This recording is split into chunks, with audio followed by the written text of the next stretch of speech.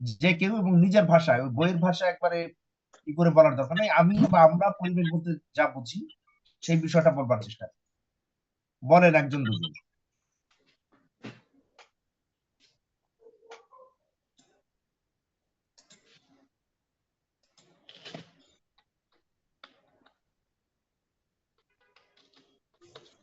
একটু রেসপন্স করতে হবে মাঝে মধ্যে।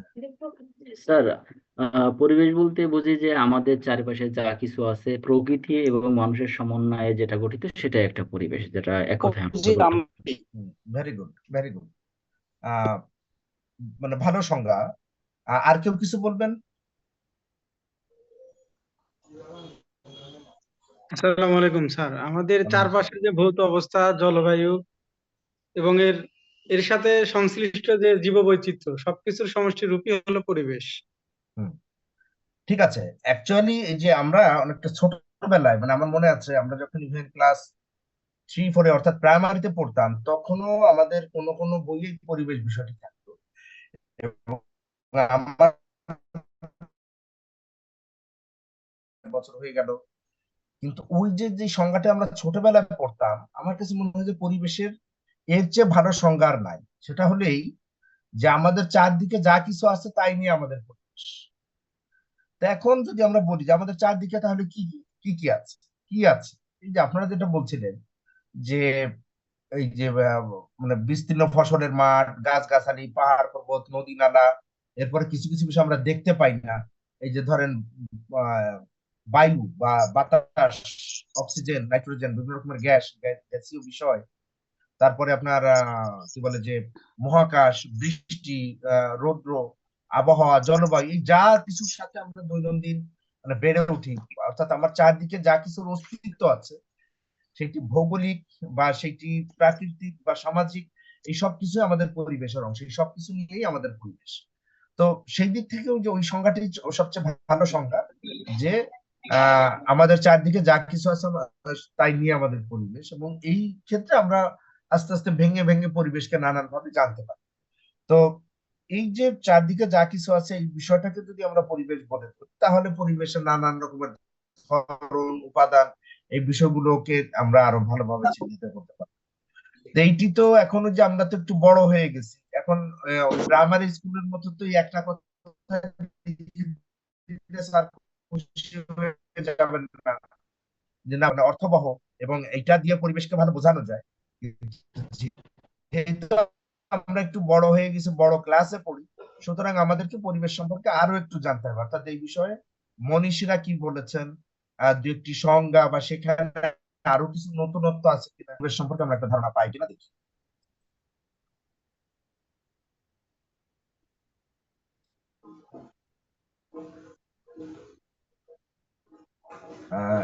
শেয়ার স্ক্রিন দেখা যাচ্ছে?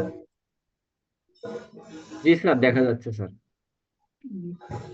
এখানে প্রথম একটি সংজ্ঞা দিয়েছেন জিসবার্ট। জিসবার্ট একজন সমাজবিজ্ঞানী। তিনি বলেছেন যে কি বলে, environment as the term itself indicates anything immediately surrounding an object and external exerting a direct influence on it.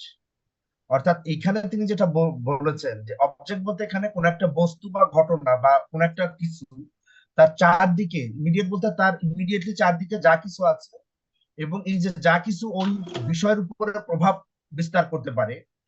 অর্থাৎ ওই যে যে বস্তু, যেমন ধরে নিলাম যে কোনো একটা জায়গায় একটা ধরনের একটা গাছ আছে, একটা বৃক্ষ বা একজন মানুষ বা একটা সমাজ, একটা আহ বসত বাড়ি, এই যে একটা বিষয়কে কেন্দ্র করে তার চারদিকে যা কিছু আছে, যা ওই বিষয়ের উপরে প্রভাব বিস্তার করতে পারে, তাকে পরিবেশ বলে তিনি অভিহিত করেছেন। আহ এর পরে আরেকটা সংজ্ঞা দিয়েছেন, এটি হচ্ছে এনসাইক্লোপিডিয়া অফ সোশ্যাল সায়েন্সের যারা প্রণেতা আছেন তারা বলেছেন যে environment has been defined as the aggregate of all the external conditions and influences affecting life and development of an organism. Organism বলতে এখানে জীব সত্তা, মানে কোন একটা জীবের বা জীব সত্তার জীবন এবং তার যে বিকাশ, বেড়ে ওঠা। সোহাগ হাসান, আপনি আনমিউট করবেন এবং আপনি ওই যে ভিডিও বন্ধ করবেন। শুনতে পাচ্ছেন? এই দেখার সময় ভিডিও বন্ধ রাখা ভালো। সোহাগ হাসান ভিডিও বন্ধ করবেন এবং আনমিউট করবেন। তো শুনতে পাচ্ছ বলে মনে হচ্ছে না।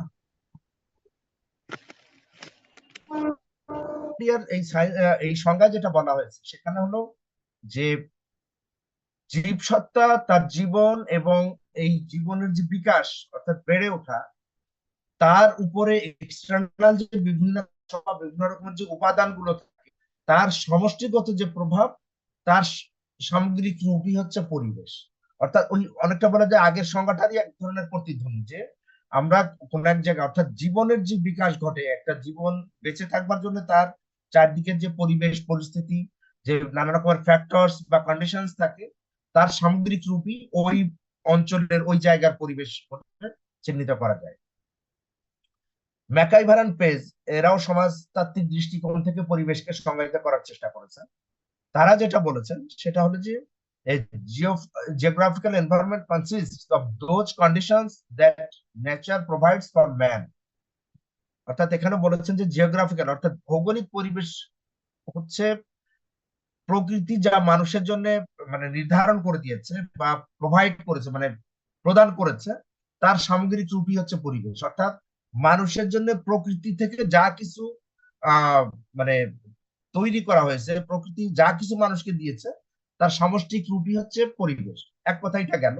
এরপরে তিনি ব্যাখ্যা দিয়ে বলেছেন ইট ইনক্লুডস, অর্থাৎ এই যে পরিবেশের কথাই সে কি কি কে অন্তর্ভুক্ত করে, দ্য আর্থ সারফেস, অর্থাৎ এই যে পৃথিবীর যে বর্তুলাকার বা মানে পৃথিবীর যে উপরিভাগ, সেই উপরিভাগ with all physical features and natural resources, এবং এই উপরিভাগের যা কিছু বাহ্যিক বা অবকাঠামোগত যা উপাদান আছে এবং প্রাকৃতিক সম্পদ যেগুলো আছে, অর্থাৎ পৃথিবীর উপরিভাগ এবং এর সমস্ত অবকাঠামোগত এবং প্রাকৃতিক সম্পদের সমষ্টি, এইটি এর মধ্যে অন্তর্ভুক্ত। আরো কি কি অন্তর্ভুক্ত আছে, the distribution of land and water, এবং গোটা পৃথিবীতে যে পানি এবং মাটির অর্থাৎ মৃত্তিকা বা ভূমি এবং মাটির যে কি বলে ডিস্ট্রিবিউশন বা বিতরণ, বিতরণ বলতে এখানে যে আমরা যেমন বলি যে পৃথিবীর 3 ভাগের 2 ভাগ স্থল এবং দুই ভাগ জল এবং 1 ভাগ স্থল। এই যে কোথাও একই জায়গায় যেমন কি বলে যে মধ্যপ্রাচ্য বা বিভিন্ন সাহারা মরুভূমি অঞ্চলে যাবেন, সেখানে পানি বা জলভাগের উপস্থিতি কম, স্থলভাগের উপস্থিতি বেশি। আবার স্থলভাগের কথা যদি আপনি বলেন, কোথাও পাহাড়ি, কোথাও সমতল, কোথাও ওই রকমের বালুকাময় মরুভূমি, আবার কোথাও মানে কৃষি উৎপাদনের জন্য সমতল ভূমি। এই যে পানি এবং মাটির বা ভূমির যে ডিস্ট্রিবিউশন, এইটিও পরিবেশের একটি অংশ। অর্থাৎ বলছে যে এইগুলো ইনক্লুডেড, যেটা আগে বললাম, পৃথিবীর পরিভাগ, তার সমস্ত অবকাঠামোগত বিভিন্ন উপাদান, তার যাবতীয় প্রাকৃতিক সম্পদ, এবং যেটা বলছি যে ভূমি এবং মাটির যে ডিস্ট্রিবিউশন বা বিতরণ বা বিভাজন, এই সব কিছু পরিবেশের অন্তর্ভুক্ত। আরো কি কি আছে, মাউন্টেন্স এন্ড প্লেন্স, যেটা একটু আগে আমরা বললাম যে বিভিন্ন জায়গায় আমরা পর্বতমালা বা পাহাড়ি অঞ্চল এবং সমভূমি দেখি, সেই বিষয়গুলো। প্লান্টস এন্ড অ্যানিমালস, বিভিন্ন রকমের বৃক্ষরাজি এবং কি বলে যে প্রাণী জগৎ, এগুলো পরিবেশের অন্তর্ভুক্ত। The climate of all cosmic forces, অর্থাৎ এই যে বিভিন্ন মহাজাগতিক যেই শক্তি আছে তার মাধ্যমে যেই জলবায়ুটা তৈরি হয়, এর সামগ্রিক রূপ। Gravitational electric radiation that play upon the earth and effect life of man, এবং এই যে অভিকর্ষজনিত বা বৈদ্যুতিক এবং তেজস্ক্রিয় নানান ধরনের যে বিষয়গুলো আছে যা মানুষের জন্য প্রতিনিয়ত মানে তারা কি বলে যে বিভিন্ন রকমের ভূমিকা পালন করে। পে আপন মানে এখানে মানুষের জন্য বা পৃথিবীর জন্য বা জীব জগতের জন্য প্রত্যেকের এক এক ধরনের ভূমিকা আছে। ইভেন কোন ভূমিকা ইতিবাচক, কোন ভূমিকা নেতিবাচক।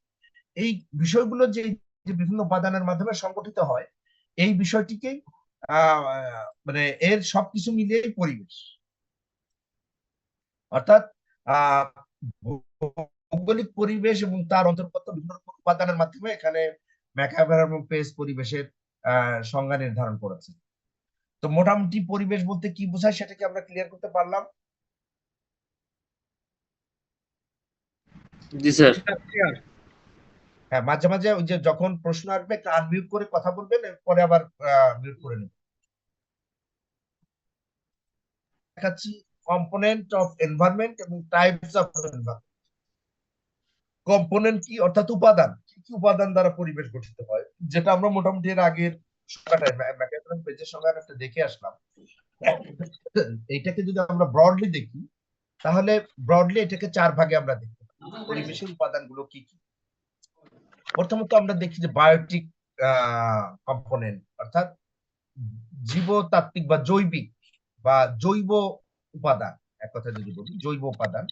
আরেকটা হচ্ছে অ্যাবায়োটিক কম্পোনেন্ট, অর্থাৎ অজৈব উপাদান। জৈব এবং অজৈব এই দুই ধরনের। জৈব কি, জৈব মানে যার মধ্যে প্রাণের অস্তিত্ব আছে,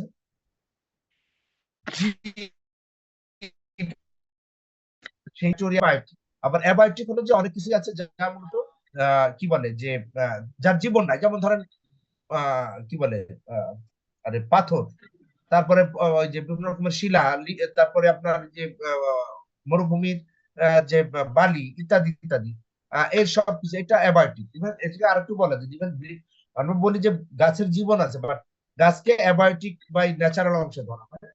জীব বলতে এখানে যার মানে প্রাণী হিসাবে বেসিক্যালি বিবেচনা করা হচ্ছে। এরপরে আরেকটা উপাদান হচ্ছে ন্যাচারাল উপাদান, অর্থাৎ প্রাকৃতিক যেই এই বায়োটিক অ্যাবায়োটিক সবকিছুর পাশাপাশি আমরা যে যেটা বললাম যে নদ নদী পাহাড় পর্বত, ন্যাচারাল বিভিন্ন রকমের বন জঙ্গল, যেমন ধরেন আমাদের সুন্দরবন, অ্যামাজন, এরকম বিভিন্ন জায়গা যে প্রাকৃতিক ভাবে গড়ে ওঠা পরিবেশের বিভিন্ন রকমের যে উপাদান, সেটিও মানে পরিবেশের গুরুত্বপূর্ণ উপাদান।